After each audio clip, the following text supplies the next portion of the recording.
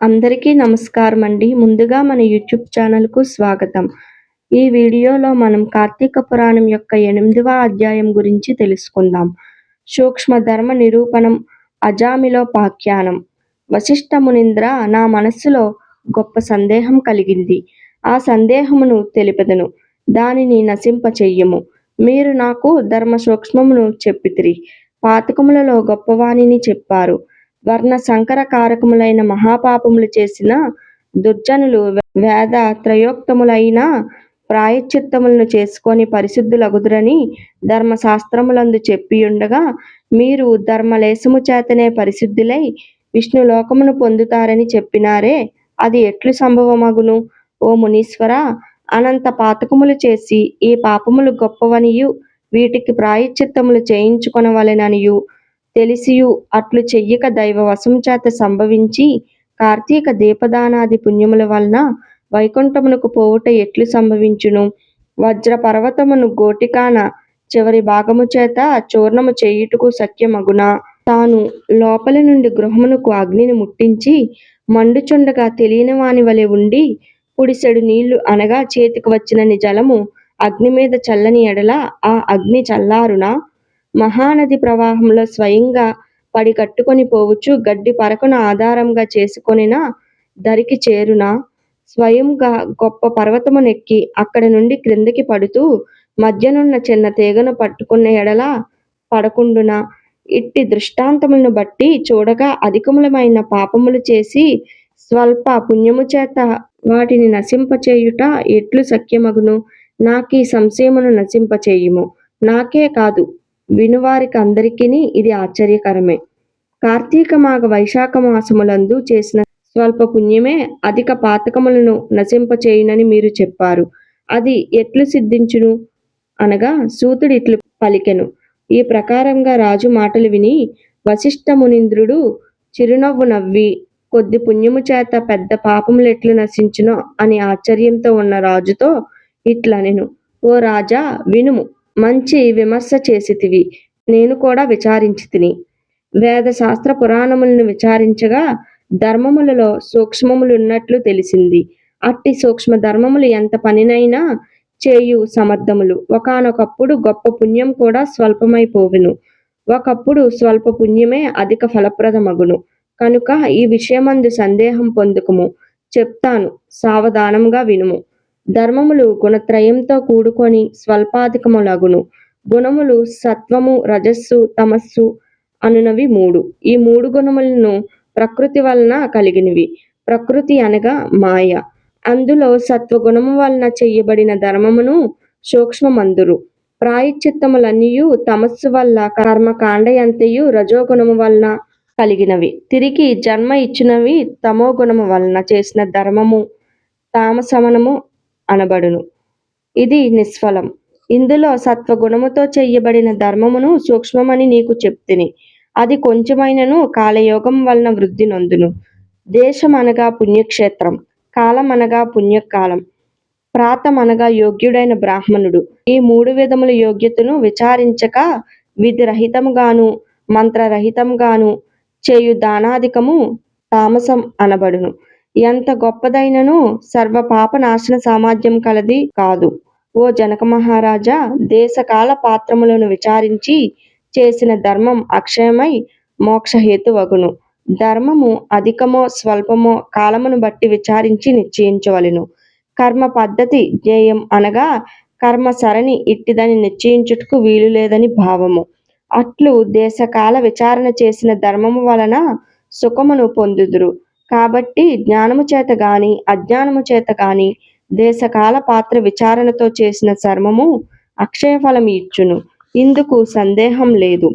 పర్వతము ఎత్తున కట్టెలను పేర్చి అందులో గురువింద గింజంత అగ్నిని ఉంచిన ఎడల ఆ కట్టెలన్నీయు బూడిదియగును. గృహములోని చీకటిని చిన్న దీపమును వెలిగించినా నశించును. చిక్కగా ఉన్న బురద నీటిలో ఎంత కాలము స్నానం చేసినను చివరికి నిర్మల జలమందు ఒక మారు స్నానం ఆచరించిన ఎడల ఆ మురికి పోదు. అట్లే అల్ప పుణ్యము చేత అధిక పాపములు నశించగలవు. అజ్ఞానము చేత గాని జ్ఞానము చేత గాని చేసిన పాపములు అధికములు గాని స్వల్పములు గాని హరినామ సంకీర్తనం వల్ల నశించును. మహిమ తెలియక చేయబడినదైనను హరినామ సంకీర్తనముచే పాపములన్నీయు వెదురు పొదలను అగ్నివలె దహించును. పైన చెప్పిన విషయమై ఒక కథను చెప్తాను వినుము. పూర్వకాలమందు కన్యాకుబ్జమను క్షేత్రమందు వేదాంగ పారంగతుడై సత్యనిష్ఠుడను ఒక బ్రాహ్మణుడు కలడు. ఆ బ్రాహ్మణునకు పతివ్రతియు ధర్మాత్మురాలు అగైన భార్య కలదు. వారిరువురుకు చివరి కాలమున అజామిలుడని ఒక కుమారుడు పుట్టెను. అజామిలుడు దురాచారుడును, దాసీభర్తయు, హింసకుడును, నిత్యం దాసీ సాంగిత్యమందు ఆసక్తి కలవాడై ఉండెను. అట్టివాడు స్వల్ప పుణ్యము చేత అనగా తెలియక చేసిన హరినామ సంకీర్తనం వల్ల తరించెను. ఆ అజామిలుడు ప్రవర్తించిన ప్రకారం ఎట్లనినా అజామిలునకు యవ్వనం రాగానే ఒక దుష్ట బ్రాహ్మణుని ఇంటిలో ఒక దాసి ఉన్నది. దానితో సంగమము చేసి దాని యందు ఆసక్తుడై తల్లిని తండ్రిని విడిచి ఆవిడతోనే జలపానము భోజనం శయనం జరుపుచు వైదిక కర్మములను విడిచి కామశాస్త్ర ప్రవీణుడై అలింగ చుంబునాది కర్మలయందు ఆసక్తి గలవాడై ఆ దాసీతోనే నిరంతరం కాలం గడుపుచుండెను. ఆ అజామిలుడిట్లు కులాచార భ్రష్టుడైన కారణమును బంధువులందరూ అతనిని గృహం నుండి వెళ్ళగొట్టిరి. అజామిలుడు ఆయురిలోనే ఒక చండాలుని ఇంటిలో నివాసం చేసుకొని నిత్యము దాసీతో కూడి కుక్కలను ఉచ్చులు వేసి మృగములను పట్టుకొనుచు వాటిని వెంటబెట్టుకొని అరణ్యమునకు పోయి పశువులను పక్షులను మృగములను చంపి వాటి మాంసమును భుజించుచు కాలం గడుపుచుండెను. ఇట్లుండగా ఒకనాడు ఆ దాసి కళ్ళు త్రాగుదామని ఆశతో తాటి చెట్టెక్కి కమ్మ విరిగి క్రింద పడి మృతి పొందెను. తరువాత అజామిలుడు భార్యను చూచి తన ప్రాణముల కంటే అధిక ప్రియమైనది కనుక చచ్చిన శవమును తన ముందు ఉంచుకొని వికలుడై బహు శోకించి తరువాత ఆ శవాన్ని కొండ గుహయందు పారవైచి ఇంటికి పోయెను.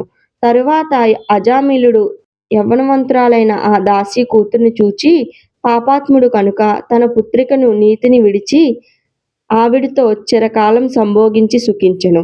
తరువాత అజామిలునకు ఆ కూతురియందు కొందరు పుత్రులు కలిగి నశించిరి. అందు చివరివాడు మాత్రం మిగిలియుండెను. వానికి నారాయణ అను నామకరణం చేసి అజామిలుడు నడుచుచున్నప్పుడు కూర్చున్నప్పుడు జలపానకముల మందు భోజనం చేయనప్పుడు తిరుగుచున్నప్పుడు పుత్రపాశము చేత బద్ధుడై నిరంతరం ఆ నామముచే అంటే నారాయణ నామమునే పలుకుచుండెను. తరువాత కొంతకాలమునకు అజామిలునకు మరణకాలం సమీపింపగా అతనిని తీసుకొని పోవుటకుగాను ఎర్రని గడ్డములు మేషములు కలిగి చేతులందు దండములను రాళ్లను కత్తులను ధరించి భయంకరులైన యమదూతలు వచ్చిరి. అజామిలుడు తనను తీసుకొని పోవడం వచ్చిన యమదూతలను చూచి భయపడి పుత్ర స్నేహము చేత దూరమందాటలోనున్న కుమారుని నారాయణ నారాయణ అని పిలిచెను. ఆ పిలిచినప్పుడు భయం చేత దీని స్వరంతో పెద్దగా ఓ నారాయణ అని పలుమార్లు పిలిచెను. రాజా దైన్యంతో కూడి నారాయణ నామ సంకీర్తనం మరణ కాలమందు అజామిలుడు చెయ్యగా విని యమదూతలు ఆలోచించి దగ్గరకు రావెరిచి దూరంగా పోయి భయంతో ఉండిరి. అంతలో తేజోవంతులైన విష్ణుదూతలు వచ్చి యమదూతలను చూచి ఓయి ఈ అజామిలుడు మా వాడు కాని మీ వాడు కాడని పలికిరి. రాజా ఆ విష్ణుదూతులు పద్మముల వలె విశాలమునైన నేత్రములు కలవారును పచ్చని పట్టుబట్టలను ధరించువారును పద్మమాలాంకృతులను కిరీటవంతులను కుండలదారులను మంచి మాలికలు వస్త్రములు ఆభరణములు కలవారును 4 చేతులు కలవారును సుందర దేహులను శంఖ చక్రములను ధరించిన వారును తమ కాంతి చేత దేశమంతయు ప్రకాశింపచేయువారును అయి ఉండిరి. ఇట్టి విష్ణుదూతలను చూచి యమదూతలు ఇట్లనిరి, మీరు ఎవ్వరు? కిన్నరుల, సిద్ధుల, చారుణుల, దేవతల అని అడుగగా యమదూతలను ధిక్కరించి విష్ణుదూతలు అజామిలుని తమ పుష్పక విమానం మీద ఎక్కించుకొని తీసుకొని పోయారు. కార్తీక పురాణం 8వ అధ్యాయం సమాప్తం. తరువాత వీడియోలో కార్తీక పురాణం యొక్క 9వ అధ్యాయం గురించి తెలుసుకుందాం. ధన్యవాదములు.